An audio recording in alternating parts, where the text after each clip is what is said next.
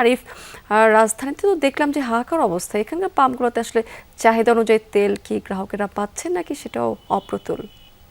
স্মৃতি, ফেনীতেও হাহাকার তৈরি হয়েছে গত 3 দিন আগ থেকে। এটি মূলত হচ্ছে যে যারা পেট্রোল এবং অকটেন ব্যবহার করে তাদের জন্য। আমি আজ মুহূর্তে ফেনী শহরের একটি পেট্রোল পাম্পে, এখানে সরাসরি একজন গ্রাহকের সাথে একটু কথা বলতে চাই। এই গ্রাহক আমি একটু আগেও কথা বলেছিলাম, তিনি আসলে বলেছেন যে তিনি বেশ কয়েকটি পেট্রোল পাম্প ঘুরেছেন। আসলে তার কাছে একটু জানতে চাই কি অবস্থা। অবস্থা তো আসলে আপনারা আসছেন এখানে দেখতেছেন যে ওই যে বোর্ড জ্বলতেছে, অকটেন শেষ। তো এটা ফেনীতে প্রত্যেকটা পেট্রোল পাম্পের চিত্র হচ্ছে এটাই। গতকালকে আপনার ওই যে মাস্টারপাড়ার মুখে যে পেট্রোল পাম্পটা ছিল, ওই আব্দুল কুদ্দুস পেট্রোল পাম্প, ওইটাতে 2 লিটার তেল পাইছি।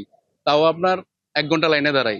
ইমার্জেন্সি যেটা ছিল সেটা শেষ হয়ে 2 লিটার ফুয়েল পাইলে আপনার কি করা যায়। তো হচ্ছে আপনার এই আজকেও অনেকগুলাতে ঘুরলাম, মোটামুটি সবগুলাতে ওই যে সাইনবোর্ড ঝুলতেছে যে অকটেন শেষ। তো দেশে তো আমরা দেখতেছি যে সব জায়গাতে অকটেন আছে। আপনার ঈদের ছুটির কারণে নাকি আপনার অকটেন আসতে পারে নাই। অনেকগুলা দেখলাম আপনার লোড হয়ে আসতেছে, তাইলে অকটেন গুলা যাচ্ছে কোথায়? আমরা পাচ্ছি আচ্ছা, না। ধন্যবাদ।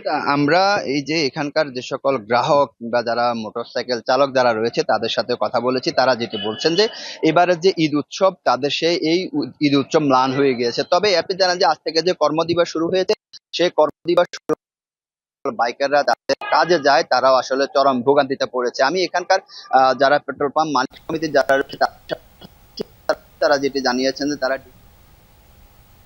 আরিফ, অনেক ধন্যবাদ আপনাকে।